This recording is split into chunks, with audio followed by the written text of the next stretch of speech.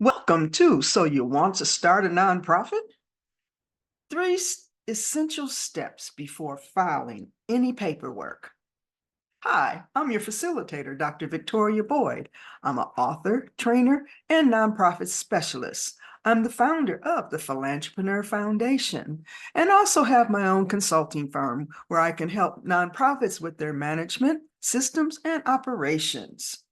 You can find everything at drvictoriaboyd.com. Today, we're going to talk about starting a nonprofit and 3 essential tips or steps that you really need to think about before starting that nonprofit.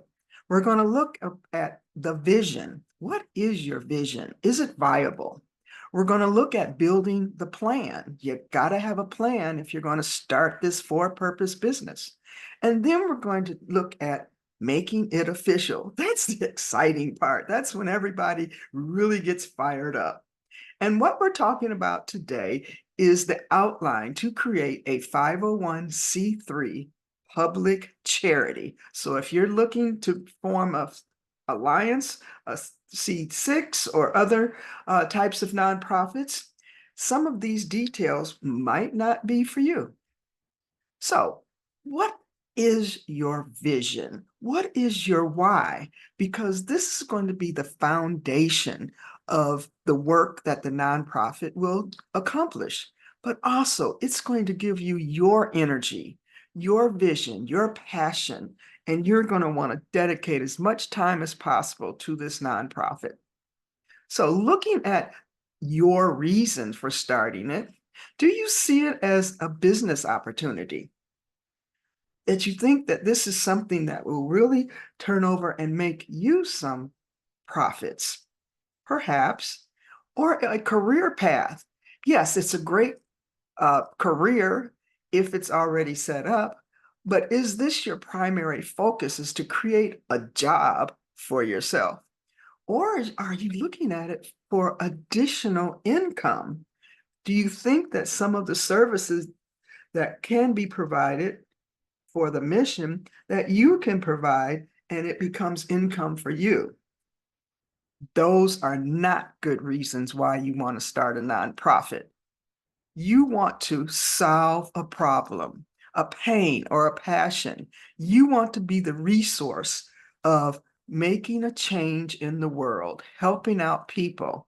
So if you're thinking about it as a business opportunity, as a new job, a career path, additional income, let's get those out of the way immediately and look at the problem you want to solve. What is the problem being solved? You have to map that out. And help is coming. I'm going to talk about how to map that out in a few moments. But you really need to know what is the problem, because that's going to guide everything you do from this point forward. It becomes your mission, your purpose. And your mission and purpose is the compass that guides everything in your organization. First, you want to think about, is the problem or what you want to focus on needed? I have a puppy and veterans button here. There are so many animal nonprofits, rescues, and things like that. Is your reason for starting the nonprofit unique? Are there other nonprofits out there doing the same thing? There's tons of veterans nonprofits. First, you need to think about, is what you want to do unique and you're solving a problem that these other organizations are not solving? If they're also doing the same work, maybe you want to go investigate how can you assist them and support their things. But if you have a unique niche, a unique thing that you're solving that is not covered in some of these other organizations. I just happen to have animals and veterans because those are like the highest ones in terms of the population and how many nonprofits are present. But there's a lot of different nonprofits and you might be aligned with them. So think about it. Is it needed? Do your research. It's called market feasibility. Are you going to have a unique proposition that you can offer the community and how you're going to solve that problem? So let's get to number two. We're going to talk about building the plan. This is the most important part of the whole 3 tips for getting started. This is going to be your success toolbox. You're going to know exactly what you need to do. You need a plan because it will create a cohesive vision and roadmap to greatly improve your chances for success. You need to know where you're going and how to get there and what the organization needs to do in order to achieve your mission, which ultimately is solving the problem that you have designated. You need a plan, and that's where you start. Often when you go to some of the small business units in different cities, they will tell you to create a business plan. In the for-purpose sector, nonprofits, we don't start with a business plan. We start with the program plan. Why? Because programs are the heartbeat of your organization. That is where all of your efforts will be directed. You need to know what the outcomes of those programs will be. You need to know who you're serving, the activities. You need to know what will the organization need to invest or put into these programs in order to make them successful. That is why we start with the program plan.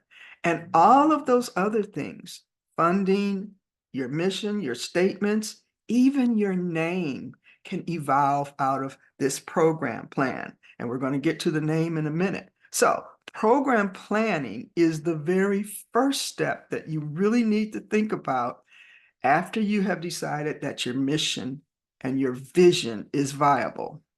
And what do we use? And what do we recommend? We recommend you use the logic model program planning framework because, as I said, your programs are the heartbeat of organizations. They're the heartbeat of your organizations. And even if you have multiple programs, you want to map them in this framework so that you know exactly what you're doing.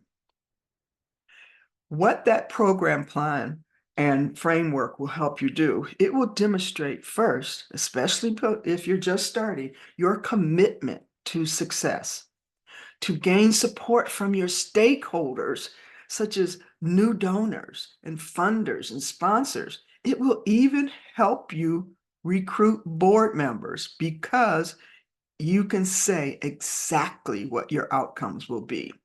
It will help you from the start create the right mindset of what you need, who you are, where you're going, and what you want to do in this world, the impact. It will even help you with some of your marketing details because it will give you the communication language that you need to help promote your organization. So that is why the framework, the logic model framework, is so important as you are developing your nonprofit. It also will help you make it official because as you map out your program, the name of your organization might sort of rise to the surface. I want to encourage you to really think about the name of your organization because it sets the stage for your brand. It will help other people find you. It will help those that need your help find you. Too often, the names are additions or different ways of spelling common names, and they spell them differently. So if someone were to Google or search on the internet, they would put the correct spelling, and your name might not pop up because you're using the wrong spelling. It's great to put in your name exactly what you do, such as the Animal Rescue Mission. You sort of know what that does.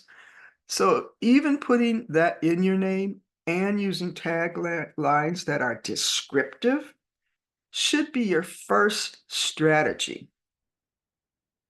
once you decide your name, I want to encourage that you secure it.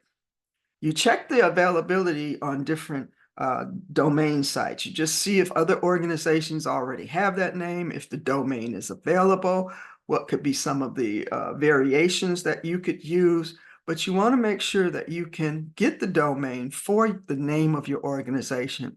If it's available, secure it. That means buy it, purchase that domain. Because I've seen too often where we've gone through the whole application process, filing the official names and everything, and then they go to set up their website and get some of their marketing going, and the domain's not available. And so they have to call the website something completely different, which really inhibits your marketing capabilities. So think about that name because it becomes your official branding title. And that is one of the main things to think about initially.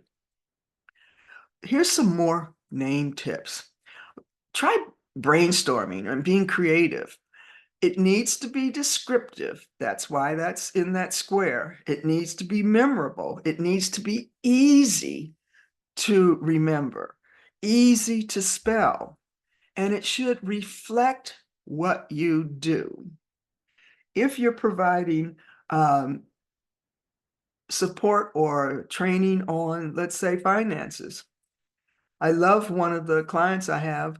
The name of their nonprofit is Finance is a Second Language. Very descriptive, cute, and it really sort of tells what they do. So brainstorm and help and come up with a name that really reflects what you do. Next, we're going to talk about the 2 application levels. This is how you make it official. First, you're going to need the state level, which are your articles of incorporation. Every state has different requirements or how you file. So it's important that you know that this is where you start. Nonprofits are a corporation.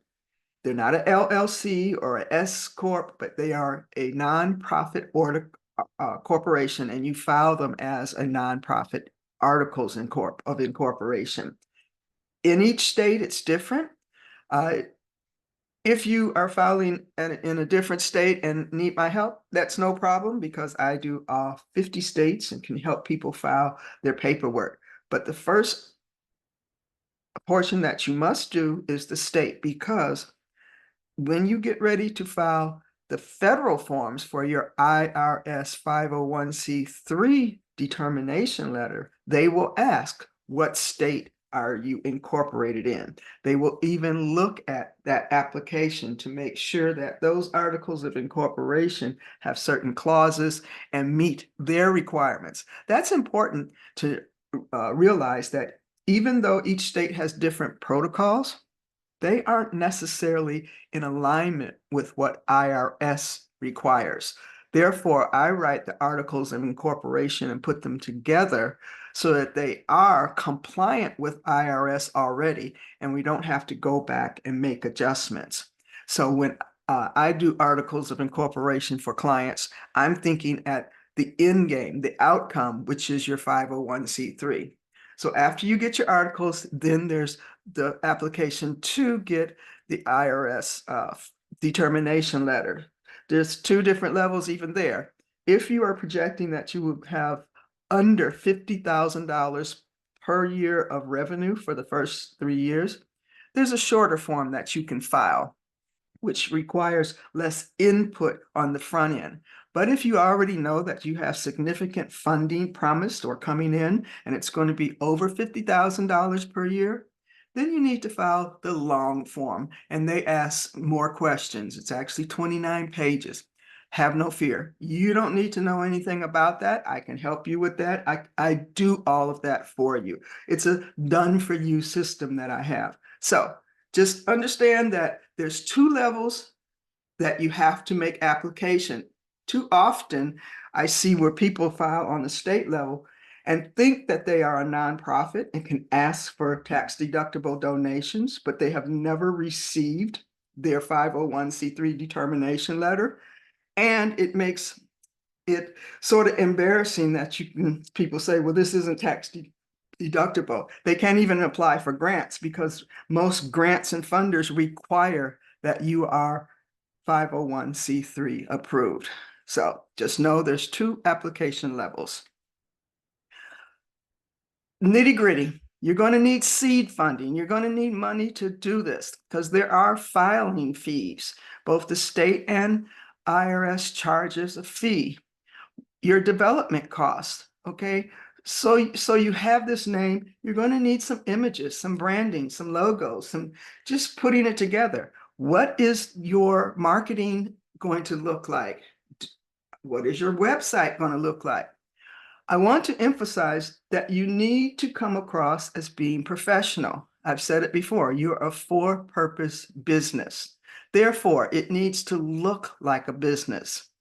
Don't try to make those websites yourself where the pages just aren't working on all the platforms. That is, you have it working on a laptop, but it won't work on a phone. Make sure all your links are working. Also, what is the language that you're using? Are you using the right communication to attract donors, to talk about what your impact is? All of this is going back to that program planning, the logic model, because it maps that out for you. It helps you create the language. So a lot of that can be extracted from your logic model program plan. But you will need a website because the first place 94% of people look for an organization or anything is on the internet. They do a search. That's why your name is so important, because they're going to search for either the problem that you're solving or your organization directly, and they want to go to a website. Now, it doesn't have to have a billion pages. It just needs to have some real content. What your mission is, what resources you have, and how to access it. And of course, as a nonprofit, how to donate to your cause. And all of those need specific language to go with them. And then that logic model will also give you what your program is going to cost. Yes, you can be fundraising as this is going along, but some of this is called seed funding. Aim for about $5,000. I know that sounds like a lot initially, but you'll see that if you do all of these things correctly, you will use about $5,000 to really launch. So one of your goals is to raise, I'm going to say $10,000 initially. Get out there and talk about what you're doing from the content that you got from your logic model. And that's why I'm talking about start the buzz. Get that website up, get social media pages, start talking about what you're doing, emailing, getting on the phone. You're going to need to recruit different board members, make sure that they understand that they need to talk about what you're doing. You need to give them what to talk about. That whole communication package should come from your program framework. All of this can be started before you even launch your organization. As long as the name is available, while you're waiting for your paperwork to come back, you can get the buzz going. You can even start doing fundraising if you have your state incorporation papers. You just have to make what is called a solicitation statement that their donation will be tax deductible upon determination approval. It's called pending. So you let them know that it will be available. IRS does retroactive tax deductible designation. That is, whatever date is on your state incorporation papers, your tax deductible status, as soon as IRS gives you your determination, goes back to that date. Not what date that IRS has on that letter, but the date of your incorporation. That's why incorporating first is so important, because that becomes your start date. So here's how you get the buzz started so you can start collecting and getting that seed funding. It's so important to really think about the marketing side of your organization. Yes, programs are your heartbeat, but marketing is what's going to make them stay alive. There are more resources, and it has been my pleasure to present to you this So You Want to Start a Nonprofit. The Philanthropreneur Foundation, which I'm the founder of, has a lot of resources for nonprofits. We are a nonprofit ourselves, and our mission is to support other nonprofits. We say we're a nonprofit for nonprofits. Check us out at thephilanthropreneurfoundation.org. And of course, I'm the nonprofit specialist. I can offer concierge services. There's also training on many different topics that's available. But concierge services are me helping you think about your program systems and operations. We create an action plan. And over a 6-month period, we help map out and develop your organization. Once again, I've talked about the logic model program planning. Step 1 in developing your nonprofit. For the Nonprofit Awareness Day Excellence Summit here, I have a special coupon, and the code is NADv50. And you can find the training that we have offered for the logic model at drvictoriaboyd.com/LMPP. Write that down. Also, you can have replays of different presentations and just a lot of different things that I put together for the summit attendees. It has been my pleasure, your facilitator, Dr. Victoria Boyd, to be with you today. I hope you have gained a lot of insight.